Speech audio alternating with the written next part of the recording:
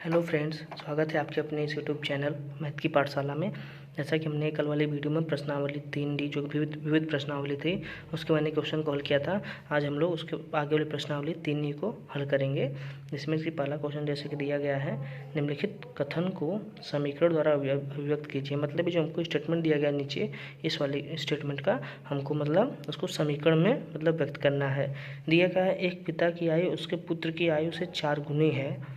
7 वर्ष बाद पिता की आयु पुत्र की आयु की 2.5 गुनी हो जाएगी। तो इसको हमको समीकरण में बदलना है। ये हमको पहला क्वेश्चन दिया गया है। इसमें देखिए क्या है, एक पिता की आयु उसके पुत्र की आयु की 4 गुनी है। मतलब पिता की आयु पुत्र की आयु से 4 गुनी है। अगर हम मान लेते हैं, माना पुत्र की आयु, अगर मैंने पुत्र की आयु को x मान लिया तो पिता कितनी हो जाएगी, पिता की आयु 4x, क्योंकि 4 गुनी बोला है। देखिए जाहिर सी बात है, पुत्र छोटा होगा पिता बड़ा होगा। अब देखिए यहाँ से 7 वर्ष बाद पिता की आयु, तो यहाँ लिखेंगे 7 वर्ष बाद पिता की आयु। तो पिता की आयु कितना है, 4x है, और 7 वर्ष बाद फिर 7 जोड़ देंगे तो हमारा ये हो गया। अब आयु पुत्र की आयु की 2.5 गुनी हो जाएगी। अब 7 वर्ष बाद पुत्र की भी आयु निकाल लेते हैं। 7 वर्ष बाद पुत्र की आयु, इसकी आयु कितना हो जाएगी, x + 7 हो जाएगी। अब जो पिता की आयु जो है पुत्र की आयु की, किसकी, पुत्र की, मतलब इसकी आयु की 2.5 गुनी हो जाएगी। अगर हम 4x + 7 इधर लिखें और x + 7 इधर लिखें तो 7 वर्ष बाद जो पिता की आयु है पुत्र की आयु की 2.5 गुनी हो जाएगी। मतलब 2.5 से यहाँ गुणा कर देंगे तो दोनों हमारे क्वेश्चन बराबर हो जाएगा। अगर यहाँ से 4x + 7 बराबर, इसको क्या लिख सकते हैं, 2.5 को क्या लिखेंगे हम, 5/2 लिख सकते हैं, x + 7। अब यहाँ से आप हल करके x का मान निकाल सकते हैं, दोनों की अलग अलग आयु आ जाएगी। चूँकि हमको बस समीकरण के रूप में अभिव्यक्त करना था तो इसको मैंने ऐसे लिखा। आप यहाँ से इसको हल करके, जैसा कि आपको समीकरण हल करना आता है, तो यहाँ से x का मान निकल जाएगा। जब x का मान आ जाएगा तो पुत्र की आयु होगी, और जिसमें 4 से गुणा कर देंगे तो पिता की आयु आ जाएगी। ठीक है दोस्तों, इसमें अगला क्वेश्चन देखते हैं। किसी भिन्न के अंश तथा हर प्रत्येक में 1 जोड़ दिया जाए तो भिन्न का मान 5/6 हो जाता है। यदि अंश और हर में 1 घटा दिया जाए तो भिन्न का मान 4/5 हो जाता है। तो युगपत समीकरण बनाइए। इसमें युगपत समीकरण बनाने के हमको 2 समीकरण बनेगा, क्योंकि अंश है और हर, जब यहाँ पे 2 हमको अज्ञात राशि प्राप्त है तो 2 हमको यहाँ पे चर लेने होंगे। जैसे x y 2 चर मान लेते हैं, तो यहाँ पे हमको उसी का युगपत समीकरण बनाना है। इस क्वेश्चन को हम लिखते हैं, इस क्वेश्चन को सॉल्व करते हैं। जैसे यदि हम मान लेते हैं, अगर हम मान लेते हैं, माना भिन्न का जो अंश है उसको हम x मान लेते हैं, और हर क्या है, और भिन्न का अंश जो हम इसको y मान लेते हैं। तो हमारा भिन्न क्या हो जाएगा, तो हमारा भिन्न क्या हो जाएगा, x/y हो जाएगा। अब इसमें क्या कर रहा है, यदि किसी भिन्न के अंश और हर प्रत्येक में 1 जोड़ दिया जाए तो उसका मान 5/6 हो जाता है। यदि अंश और हर में हम 1 जोड़ देते हैं, तो ये हमारी भिन्न है, तो इसमें हम अंश में 1 जोड़ दें और हर में 1 अगर जोड़ दें तो उसका मान 5/6 हो जाता है। तो इसको हम हल कर लेते हैं तिरक गुणा करके। तो 6x + 6 = 5y + 5। फिर उसको इधर ले आएंगे, पक्षांतर करेंगे तो 6x - 5y, 5 में से 6 जाएगा तो -1। मतलब हमको पहला क्वेश्चन प्राप्त हुआ। क्वेश्चन नंबर ये हमको 1 प्राप्त हो गया। और इसमें आगे क्या कर रहा है, परंतु यदि हर और अंश और हर में से 1 घटा दिया जाए तो भिन्न का मान 4/5 हो जाता है। यदि हम, ये हमारी भिन्न है अंश और हर, इसमें से अगर 1 घटा दोनों में से, यहाँ पे लिख देंगे, यहाँ पे लिख देते हैं अंश और हर में 1 जोड़ने पर, और यहाँ पे क्या कर रहा है, अंश और हर में 1 घटा देने पर, जब अंश और हर में 1 घटा देंगे दोनों में तो x - 1 हो जाएगा, और हर क्या है, y - 1 हो जाएगा। तो इसका मान हमको कितना प्राप्त होता है, 4/5, जो कि हमारा किताब में दिया गया है। तो इसको तिरक गुणा करके हल कर लेते हैं। 5x - 5 = 4y - 4। इसको इधर लाएंगे, 5x प्लस का 4y इधर आएगा तो माइनस का 4y हो जाएगा। अब बराबर ये माइनस का 4 है और इधर जाएगा 5, प्लस का 5 हो जाएगा। तो यहाँ से हमको मिल जाएगा 5x - 4y = +1। तो हमको क्वेश्चन नंबर 2 प्राप्त हो गया। अतः हमारा युगपत समीकरण जो हमसे पूछा है इसी का, वो हमारा क्या हो जाएगा, 6x - 5y बराबर -1 और 5x - 4y बराबर +1। ये हमारा दोनों युगपत समीकरण हो गया। या तो अगर आप यहाँ से माइनस कॉमन ले लेंगे इस पहले क्वेश्चन में से, तो हमारा 5x - 6y बराबर +1 हो जाएगा, माइनस माइनस कट जाएगा। तो ये भी सही है, और माइनस कॉमन ले लेंगे, दोनों आंसर सेम रहेगा। इसी में अगला क्वेश्चन देखते हैं। दो संख्याओं का योग 64 है, उनमें से एक संख्या दूसरी की 3 गुनी है, तो संख्याएं ज्ञात कीजिए। बहुत इजी क्वेश्चन है। देखिए क्या कर रहा है, दो संख्याओं का योग 64 है, उनमें से एक संख्या दूसरी की 3 गुनी है, तो संख्याएं ज्ञात कीजिए। इस क्वेश्चन को हम लोग हल करते हैं। यहाँ पे क्वेश्चन नंबर 3 है, दो संख्या दिया है, हम मान लेते हैं, माना पहली संख्या को हम x मान लेते हैं और दूसरी संख्या को क्या मान लेते हैं, y मान लेते हैं। ठीक है, अब इसमें क्या बोल रहा है हमको, उनमें से एक संख्या दूसरी की 3 गुनी है। यदि हम कोई संख्या चाहे इसी को मान ले चाहे इसी को, एक संख्या जैसे हमारे थे पहली संख्या जो x है, वो हमारी जो पहली संख्या x है, और हमारी दूसरी संख्या मतलब y की जो है 3 गुनी है, तो मतलब x बराबर 3y। ये हमको एक ही क्वेश्चन प्राप्त हुआ। और हमको यहाँ से एक क्वेश्चन, और हमको यहाँ पर दिया गया है कि दोनों संख्याओं का योग 64 है। तो दोनों संख्याएं कौन सी हैं, x + y हो जाएगा, योग करेंगे तो ये हमको 64 दिया गया है, सवाल के पहले में ही बोला गया है। तो क्वेश्चन नंबर 2 मान लेते हैं। समीकरण 2 में हम इसी में प्रतिस्थापन विधि का प्रयोग करके x बराबर 3y यहाँ पे रख देते हैं। समीकरण 2 में x बराबर 3y रखने पर, जब x बराबर 3y हम रखेंगे तो यहाँ पे क्या प्राप्त हो जाएगा हमको, x के 3y, तो 3y हो गया प्लस y हो गया बराबर 64, 4y बराबर 64, तो y बराबर 16। जैसा कि आप इसको क्वेश्चन को पिछली वाले वीडियो में भी आप हल कर चुके हैं प्रतिस्थापन विधि से, तो बस वही यहाँ पे किए हैं। तो y का मान 16 आ गया। जब y का मान 16 आ गया तो y का मान अगर इसमें रखेंगे तो y का मान समीकरण 1 में रखने पर, जब y का मान समीकरण 1 में रखेंगे तो x का मान कितना हो जाएगा, 3 × 16, यानी कि x का मान 48। अब देखिए यहाँ पे x का मान 48 आएगा और y का मान 16। तो यहाँ पे देखिए हम इसकी जांच भी कर सकते हैं। क्या कर रहा है, दोनों संख्याओं का योग 64 है। अब देखिए अगर इसको 48 और 16 को जोड़ेंगे तो हमको 64 प्राप्त होगा। अब क्या कर रहा है, उसमें से एक संख्या दूसरी की 3 गुनी है। ये देखिए यहाँ पे 16 का 3 गुना 48 है ना, तो यहाँ पे हमारा इसकी जांच भी होती है, हमारा आंसर जो सही है। अब इसी में अगला क्वेश्चन देखते हैं, क्वेश्चन नंबर 4। यदि हम अंश में 1 जोड़ दें और हर में 1 घटा दें तो भिन्न 1 में बदल जाता है। यदि हर में 1 जोड़ दें और यह तो यह 1/2 हो जाती है। मतलब क्या कर रहा है, यदि हम अंश में 1 जोड़ दें और हर में 1 घटा दें तो भिन्न 1 में बदल जाती है। यदि हर में 1 जोड़ दें, बस हर में जोड़ने को कर रहा है, अंश में कुछ नहीं करने को कर रहा है, तो इसका मान 1/2 हो जाता है। तो वह भिन्न क्या है, तो हमको भिन्न निकालना है। NCERT क्वेश्चन है, अच्छा क्वेश्चन है। क्वेश्चन नंबर 4 को यहाँ सॉल्व करते हैं। अब देखिए क्या कर रहा है, यदि अंश में 1 जोड़ दे और हर में 1 घटा दे, तो पहले हम भिन्न बना लेते हैं। जैसे मान लेते हैं, माना जो है अंश बराबर x और हर बराबर y हो गया, तो हमारा भिन्न क्या हो जाएगा, अंश बटा हर, यानी कि x/y हमारा भिन्न हो गया। अब इसी में क्या कर रहा है, यदि हम अंश में 1 जोड़ दें और हर में 1 घटा दें तो भिन्न 1 में बदल जाती है। मतलब अगर अंश में 1 जोड़ते हैं और हर में 1 घटाते हैं तो हमारा भिन्न का मान 1 हो जाता है। तो वही दिया गया, अंश हमारा क्या है, x है, इसमें 1 जोड़ देते हैं, और हर हमारा क्या है, y है, इसमें 1 घटा देते हैं, तो भिन्न का मान हमको 1 प्राप्त होता है। इसको हम आगे हल कर लेते हैं।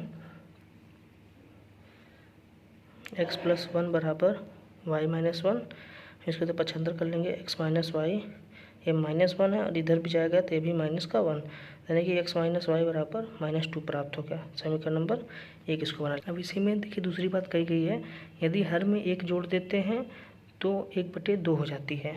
अब हर में मैंने हमारा हर क्या था, y था, अंश में कुछ नहीं जोड़ा था, अंश को ऐसे ही रखेंगे, और हर हमारा y था, इसमें 1 जोड़ देंगे तो भिन्न का मान 1/2 हो जाता है। यहाँ सीधे गुणा करके हल कर लेंगे, 2x बराबर y + 1, या फिर 2x माइनस वाई बराबर 1 हो गया।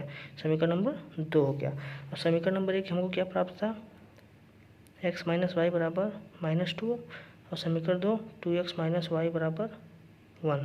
अब इसको हम लोग विलोपन विधि से हल कर लेते हैं। तब इसको हम लोग घटाएंगे तो ये माइनस हो जाएगा, ये प्लस हो जाएगा, यह भी माइनस। तो प्लस का वाई माइनस का वाई कट जाएगा, तो x में से 2x घटेगा तो माइनस का x आएगा, और ये माइनस का 2 और माइनस का 1 तो माइनस का 3। तो यहाँ से माइनस कट जाएगा तो x बराबर 3 हमको प्राप्त हुआ। अब x बराबर 3 का मान हम लोग इसी समीकरण 2 में रख देते हैं। समीकरण 2 में x बराबर 3 रखने पर जब इसमें x बराबर 3 रखते हैं 2 × 3 माइनस वाई बराबर 1 हो गया। तो 3 दूना 6 हो जाएगा, बराबर 6 बराबर 6 माइनस वाई बराबर 1।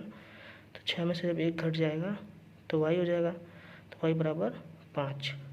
मतलब हमको x का मान 3 प्राप्त हुआ और y का मान 5 प्राप्त हुआ। अतः हमारी भिन्न क्या हो जाएगी, भिन्न को मैंने क्या माना था, अंश बटे हर, x बटे वाई था मेरा। तो x का मान 3 और हर का मान y का मान 5 हो गया। तो हमारी भिन्न 3 बटे 5 हुई, हमारा उत्तर हो गया। तो इसी में अगला क्वेश्चन देखते हैं। यदि किसी भिन्न के अंश में 6 जोड़ दिया जाए तो भिन्न 1/2 हो जाती है। यदि उसके हर में 7 जोड़ दिया जाए तो वह 1/3 हो जाती है। तो वह भिन्न ज्ञात कीजिए। मतलब किसी भिन्न के अंश में 6 जोड़ता है, हर में कुछ नहीं जोड़ा है और 1/2 हो जाती है। इसी प्रकार इसमें भी हर में 7 जोड़ा है और अंश में कुछ नहीं ऐड किया है, तो वह भिन्न 1/3 हो जाती है। तो इसका हमको मान निकालना है भिन्न का। ठीक है, 5वां क्वेश्चन देखते हैं हम लोग। क्वेश्चन नंबर 5,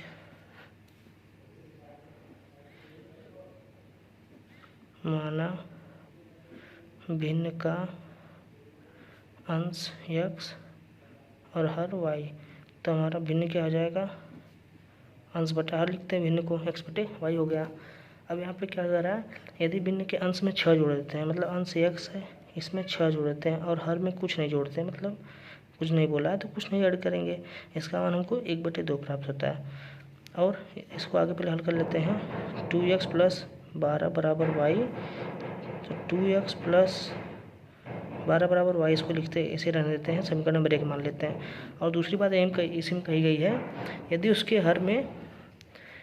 हर में 7 जोड़ दिया जाता है तो भिन्न का मान 1/3 हो जाता है। मतलब हर में 7 जोड़ रहे हैं हम, तो हर हमारा क्या है, अंश में तो कुछ नहीं जोड़ा है तो ऐसे लिखेंगे x, और हर हमारा क्या 7 y है, y में 7 जोड़ते हैं तो उसका मान 1/3 हो जाता है। इसको हल कर लेते हैं। 3x बराबर y + 7। अब 3x बराबर y + 7 हो गया। अब यहाँ पर देखिए y का मान हमको 2x + 12 प्राप्त हुआ। प्रतिस्थापन विधि से हम लोग y का मान यहाँ पे 2x + 12 रख देंगे इसमें, समीकरण 2 में। समीकरण 2 में y बराबर 2x + 12 रखने पर प्रतिस्थापन विधि के यहाँ पे हम लोग प्रयोग कर रहे हैं, तो यहाँ हमारा 3x हो जाएगा और y बराबर क्या है 2x + 12, ये +7 हो गया। तो जब यहाँ से इसको पक्षांतर करेंगे तो x बचेगा बराबर 12 × 7 = 19। मतलब हमको जो हर हमारा x आया है, जो हर है x, मतलब अंश x है, उसका मान 19 प्राप्त हुआ। अब इसी x का मान हम लोग इस वाले इक्वेशन में रखेंगे तो हमको y प्राप्त हो जाएगा। यहाँ देख लेते हैं। अब इसी का मान हम लोग इसमें रखते हैं, x के 19, तो y बराबर 2x + 12 है, तो इसी में x बराबर 19 रखते हैं, x बराबर 19, तो y बराबर 2 × 19 + 12, तो y बराबर 38 हो गया। 19 दूना 38 + 12, तो इसको हल करेंगे तो y का मान कितना आ जाएगा, 50 आ जाएगा। मतलब हमको हर का मान 50 प्राप्त हो गया और अंश का मान 19 हो गया। तो हमारा भिन्न कितना हो जाएगा, x बटे वाई मैंने माना था, अंश बटे हर, तो अंश का मान 19 और इसका मान 50, तो हमारा भिन्न हो गया 19/50। अब फ्रेंड्स इसे हम अगला क्वेश्चन देखते हैं। यदि किसी भिन्न का अंश और हर में 2 जोड़ दिया जाता है तो भिन्न का मान 9/11। यदि अंश और हर में 3 जोड़ दिया जाता है तो भिन्न का मान 5/6 हो जाता है। तो भिन्न ज्ञात कीजिए। सेम एकदम मैंने इसी की तरह 2-3 क्वेश्चन करवाया है, अतः आप इसको अपने से करिएगा। अच्छा क्वेश्चन है, इसको आप लोग अपने से करके यहाँ पे एक्स और वाई के रूप में 2 हमको क्वेश्चन मिलेगी, उसको आप लोग हल करके युगपत विधि या विलोपन विधि या प्रतिस्थापन विधि से उसका। इसमें अगला क्वेश्चन दिया गया है, किसी बच्चे को अपने घर से पिकनिक स्थल पैदल पहुंचने के लिए 6 घंटे लगते हैं, किंतु वो साइकिल से उसी दूरी को 2 घंटे में तय करता है। यदि उसकी साइकिल की औसत चाल पैदल चाल से 7 किलोमीटर प्रति घंटा अधिक है, तो पैदल चाल और साइकिल की चाल हमको दोनों की चाल ज्ञात करनी है। तो इस तरह क्वेश्चन हम इसको सॉल्व करते हैं। इस क्वेश्चन में हम लोग एक सूत्र का उपयोग करेंगे। हमारा सूत्र क्या आ जाएगा, चाल बराबर दूरी बटा समय। मुझे उम्मीद है कि आप लोग ये सूत्र पढ़े होंगे। इस सूत्र का हम लोग इसमें यूज करेंगे। अब इसमें हमको इस सवाल में क्वेश्चन नंबर 8 में कहीं भी हमको दूरी नहीं दिया गया है, तो हम लोग दूरी को मान लेते हैं कि दूरी हमको x मान लेते हैं। माना दूरी बराबर x किलोमीटर हो गया। अब यहाँ पे हम निकाल लेते हैं साइकिल की चाल। अब साइकिल की चाल क्या हो जाएगी, चाल बराबर क्या है, दूरी बटा समय। दूरी x किलोमीटर वही दूरी है, समय। अब साइकिल से जब हम तय कर रहे हैं सवाल को, मतलब सॉरी, जब साइकिल से हम जा रहे हैं तो हमको साइकिल उसी दूरी को तय करने में 2 घंटे देता है। मतलब सॉरी दिख नहीं रहा था, साइकिल से तय करने में हमको 2 घंटे में तय करता है जब वो साइकिल से तय करता है। और पैदल कितने में कर रहा है, 6 घंटे में। साइकिल की दूरी x हो गया और समय 2 घंटे ये हो गया। और पैदल चाल निकाल लेते हैं। पैदल चाल कितनी हो गई, दूरी बटे समय। चाल बराबर दूरी हमारी x है बटे समय, यहाँ पे 6 घंटा लग रहा है। अब देखिए यहाँ पे इस क्वेश्चन हमको कह रहा है कि बच्चे को अपने घर से पिकनिक स्थल में पहुंचने में 6 घंटे लगते हैं, किंतु वह उसी दूरी को जब साइकिल से करता है 2 घंटे लगते हैं। ठीक, ये दोनों मैंने निकाल लिया। उसके बाद उसकी साइकिल की औसत चाल उसके द्वारा पैदल औसत चाल से 7 किलोमीटर प्रति घंटा अधिक है। तो इसको हम लोग ऐसे लिख सकते हैं, साइकिल की औसत चाल x/2 और उसकी पैदल की औसत चाल x/6 हो गई से 7 घंटे अधिक है। यानी कि इधर हम लोग 7 को ऐड करेंगे तो ये दोनों हमारा बराबर हो जाएगा क्वेश्चन। तो यहाँ से पक्षांतर कर लेते हैं, x/2 माइनस x/6 बराबर 7 हो गया। तो इसको हल करेंगे आगे, यहाँ देख लेते हैं। यहाँ पे हल करेंगे इसको तो एलसीएम लेंगे तो हमारा 6x माइनस 2x और नीचे दोनों का आपस में गुणा हो जाएगा। 12 बराबर 7, ऊपर 4x बराबर इसका इधर गुणा कर लेते हैं, 7 गुणे 12। तो x बराबर कितना हो जाएगा, 7 गुणे 12 बटे 4, 4 से 12 3 बार, तो x बराबर मतलब 21 आ गया। तो हमारी इसका क्या होगा, साइकिल की चाल कितना हो जाएगा, साइकिल चाल कितनी हो जाएगी, x/2 मैंने माना है तो x का मान 21/2, यानी कि जब 21 को 2 से भाग देंगे तो 10.5 किलोमीटर प्रति घंटा। और हमारा पैदल चाल कितना हो जाएगा, x/6 मतलब 21/6। इसको इसमें 6 से 3 से काट कर लेंगे, 3 7 21, 3 दूना 6। तो यहाँ से हमारा 3.5 किलोमीटर प्रति घंटा हमारा दोनों आंसर आ गया। अब यहाँ पे आप देख सकते हैं साइकिल की चाल ज़्यादा है, पैदल चाल कम है, तो जाहिर सी बात है साइकिल में समय भी कम लगेगा, जो कि यहाँ भी लग रहा था, और पैदल में समय अधिक लग रहा था। तो हमारा आंसर सही है। अब इसे देखते हैं, जैसे क्वेश्चन नंबर 7 छूट गया था। दिया गया है 2 संख्याओं का अंतर 26 है, उनमें से एक संख्या दूसरी संख्या के 3 गुनी है, तो संख्याएं ज्ञात कीजिए। तो मान लेते हैं संख्याएं, मान लेते हैं जैसे 2 संख्याएं हैं तो मान लेते हैं, माना पहली संख्या जो हमारी x हो गई और दूसरी संख्या जो है y हो गई। अब इन दोनों संख्याओं का अंतर हमको 26 दिया है, तो x और y बराबर 26 हो गया। और इसमें क्या कर रहा है, एक संख्या दूसरी संख्या की 3 गुनी होती है। एक संख्या जो है दूसरी संख्या की 3 गुनी है, तो हम कोई भी संख्या मान लेते, जैसे मान लेते हैं x मान लेते हैं, x हो गया और दूसरी संख्या y क्या है, इसकी 3 गुनी है, तो मतलब दोनों बराबर हो जाए। इसको समीकरण नंबर 2 बना लेते हैं, इसको 1 बना लेते हैं।